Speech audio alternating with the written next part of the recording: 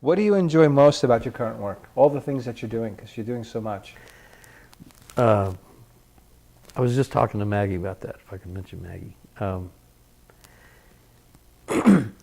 I seek a balance. I hate to sound like somebody in search of my Eastern guru, but I used to play to make a living. I used to play 6 nights a week in clubs and 5 afternoons and Sunday brunches. I was playing all the time. My groups were working all the time. And we were doing original music, jazz, classical. We were working all the time, playing and having a good time, making a good living. I can't do that anymore. In fact, the guys that are young, the young guys can't do that here anymore. That's just not, it's not an option. So I always wanted to write more. I always wanted to have more time to write. So that's come about. I mean, be careful what you wish for. I've got a lot of writing work now. My writing work is either commissioned work for original work or orchestrations or arrangements or music for events or for recordings. But I'm doing so much writing lately that I want to play more.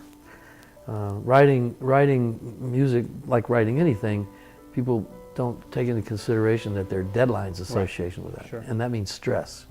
Whereas for me, performing and playing, there's no stress at all. You go and you play, at the end of the night, you're finished.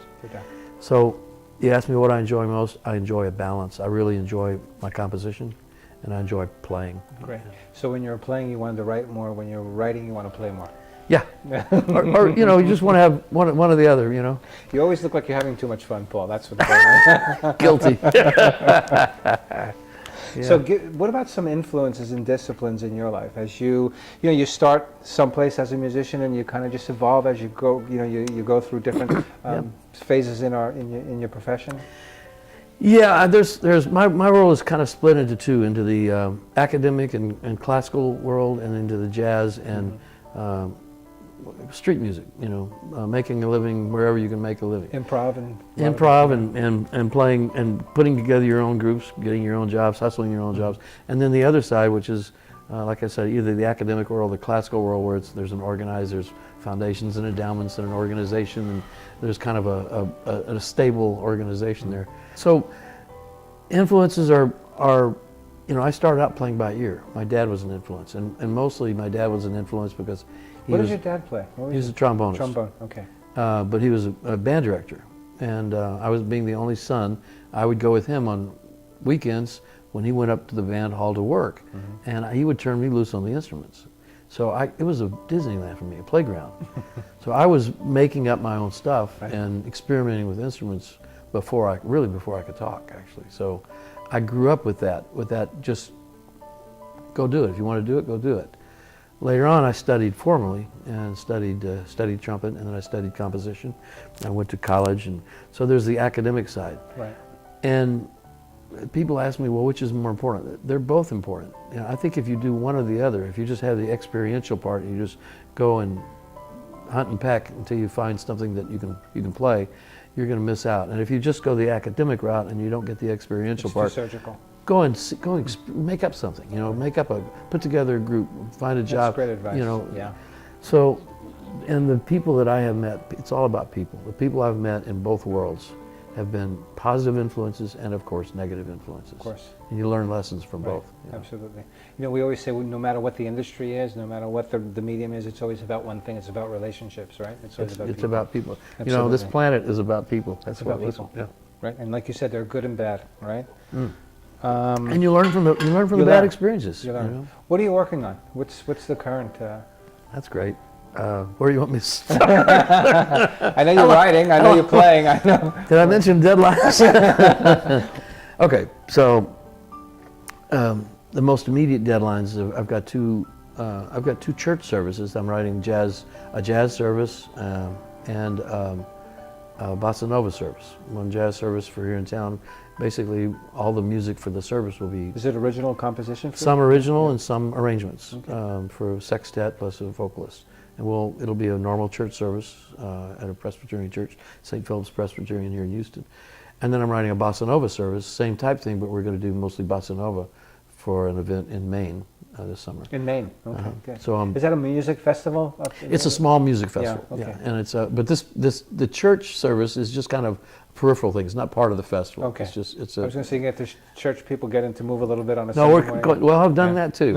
I mean, wearing a church from Trinity Jazz Festival here in town, which I did for 15 years. Okay. And, so those things that falls into the category of being creative within a budget and within a time limit. Of course. I'm working on a film score for a documentary, which is completely different. I've got complete freedom with what I write, but I've got a budget that I have to produce it, and I have to produce a recording. But having as well. the creative freedom must be very nice for you. The creative freedom is Right. all I'm just responsible to come up with a good product. Fantastic. And So you're writing the score?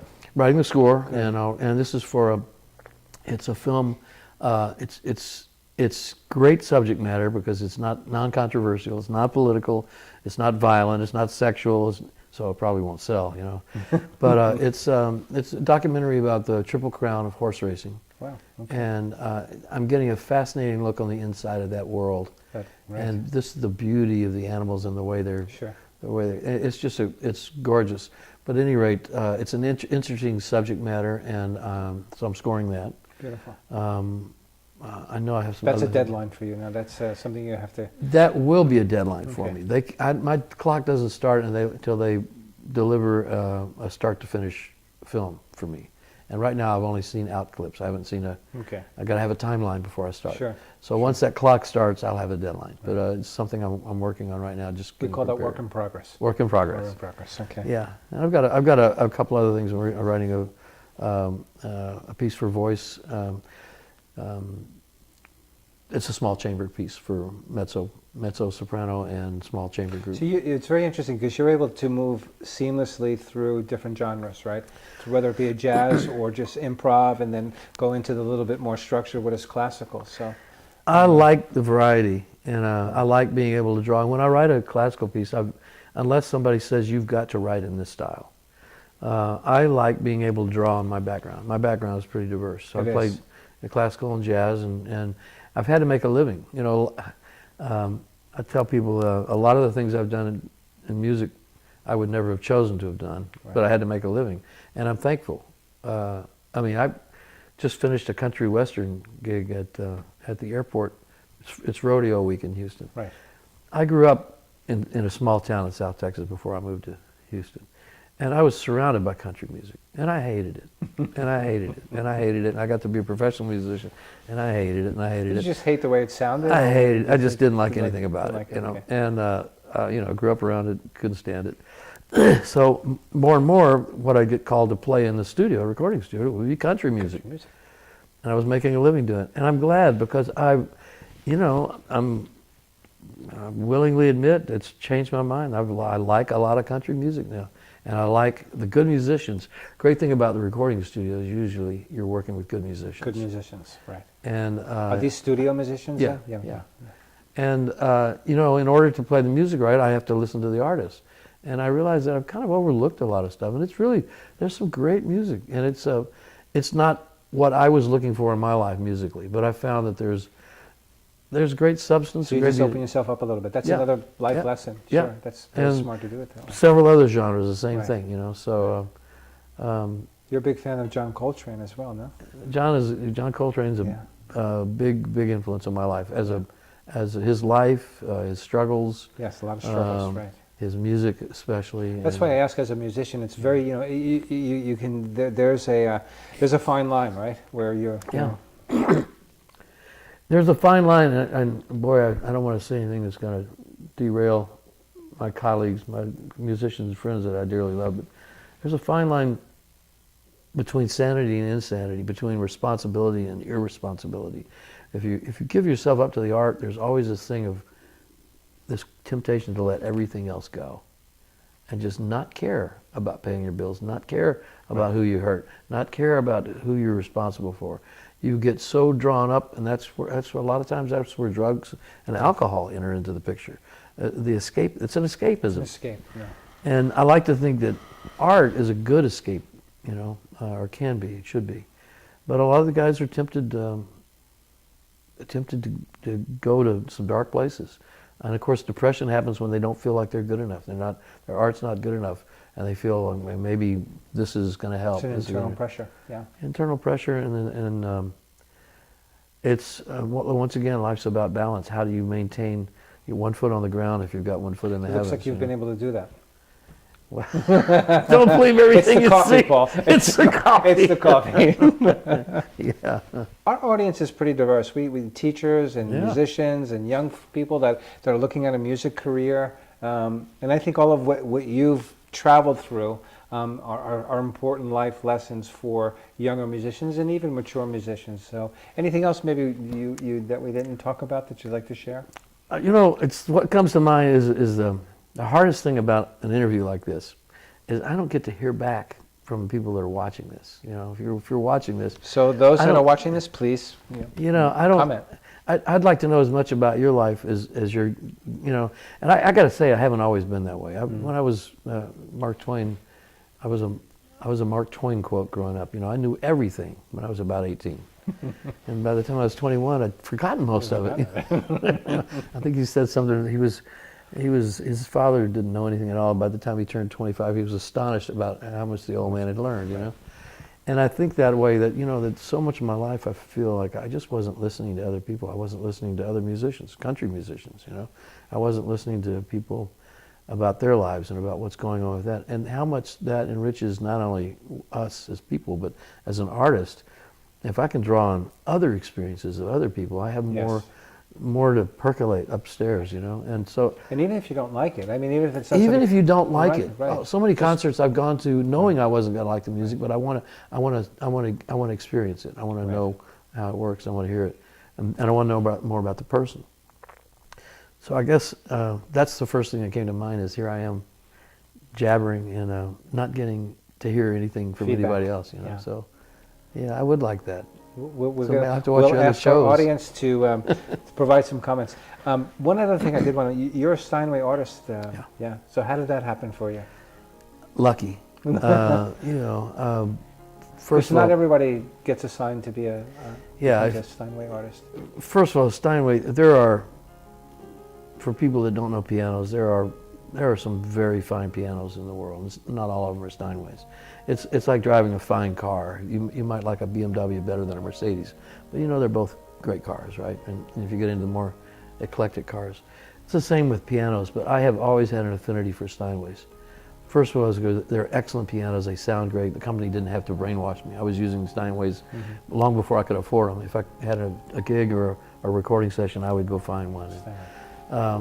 Drawn to the sound and to the response.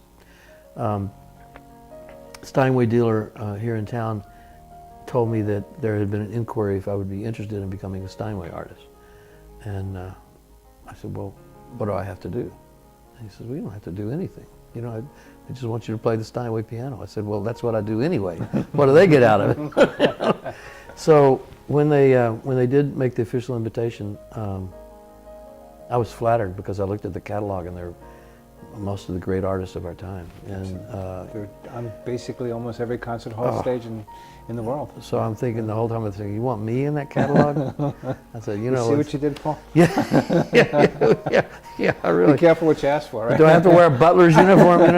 No, it was, it's so, and what it does, it's first of all, I feel like it's an honor, even if nobody else does, but I feel like it's an honor, and they didn't have to brainwash me or prep me. I'm you were sold. Yeah, it's the instrument. You know what? It's not the company. It is the company, but it's not the company. It's the instrument. If the instrument said Ford on it, and it played like that, I would still be in love with it. Right. But it just so happens that Steinway has a tradition of being a family company for many, many years now, but of making a fine instrument because that's what they were focused on. They were focused on making a fine instrument. That's right. And I'm very, very blessed to be able to play good instruments. I mean, as a pianist, you very rarely get to travel with your piano, and you end up playing the piano that's there. That's right. And so often, especially in my world, so often the piano that's there is not a good instrument. So it gives me a little bit of clout. Spoiled with that. It gives me a little bit of clout now instead of demanding, have to require that there be a good Steinway there. Sure. It's funny, the Green Book, the movie that I just saw it the other day. The movie that came out, and he showed up, and that was his requirement, that there be a Steinway on stage. That's right. And he showed up someplace, and there's this junk of a piano. The guy says, "That's good, just play that." I can't tell you how many times in my life that's happened. Right. And to have the clout of the company like Steinway behind me helps. Right. And so that's a long answer, but I'm thrilled to play a great instrument and to have a company that would include me in their catalog and help facilitate me in that. Well, congratulations, because I said that not everyone gets that type of no, and probably a lot of people that maybe deserve it more than me, but I'm not moving. I'm sorry, I'm not giving you my place. Paul, as we close, anything else that you'd like to share? No, I've enjoyed this. We've been following you, and we follow you around town, and we've been listening to you, and I did a lot of studying of what you've done and what you've accomplished, and I can only say that, bravo, you're a maestro. You're an icon, really. I made most of that stuff up. Yeah, I know. No, really. I just find I want to watch more of your shows now. I want to see how can I find these shows? Are they online? Well, we're online, and we're building our website. And like I said, this is a project that just continues to grow. Great. So we're learning. We're reaching out to the community. We've interviewed violinists from the Houston Symphony, pianists from the ballet, piano technicians. So we're just kind of growing and having a lot of fun with this. And we thought you'd be great to sit down and chat with and kind of gab a little bit about what you've done and where you've been and how you can help the audience. Yeah. Well, I'm thrilled. Thank you for including me, and kudos to you. And well, now that I know that you live here, I'll be knocking on your door a little more often. Coffee's on. Coffee's on. Coffee's on. Thank you, Paul. Thank you. Pleasure. Thank you, Jerry. Thank you.